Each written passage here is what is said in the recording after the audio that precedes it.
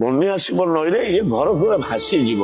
ବଜାରରେ କିଛି ଗାମୁଛା ବିକିବେ, ଆଣିଲେ ଗୋଟି ପୁଅ ପିଲା ଖାଇବେ, ଯଦି ବଳିଲା ବାବା ମା ଖାଇଲେ, ନହେଲେ ଖାଇଲେ ଉପାସ ରହିବେ।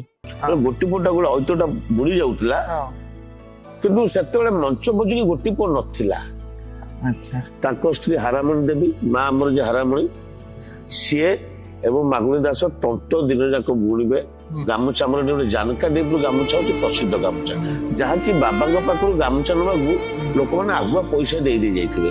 ତାକୁ ଚନ୍ଦନପୁର ବଜାରରେ କିଛି ଗାମୁଛା ବିକିବେ, ଆଣିଲେ ଗୋଟି ପୁଅ ପିଲା ଖାଇବେ, ଯଦି ବଳିଲା ବାବା ମା ଖାଇଲେ, ନହେଲେ ଖାଇଲେ ଉପାସ ରହିବେ।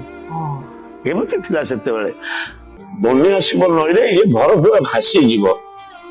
ପିଲାମାନଙ୍କୁ ଗୋଟି ପୁଅ ପିଲାମାନଙ୍କୁ ଧରି ହାରମୋନିୟମ ପକଜ ଗଣ୍ଠିଲି ଧରି ରୋଡ ଉପରେ ବସିଥିବେ, ବର୍ଷା ହଉଥିବ। ବହୁ କଷ୍ଟରେ ଗୋଟି ପୁଅଟାକୁ ସେ ବଞ୍ଚେଇ ରଖିଲେ।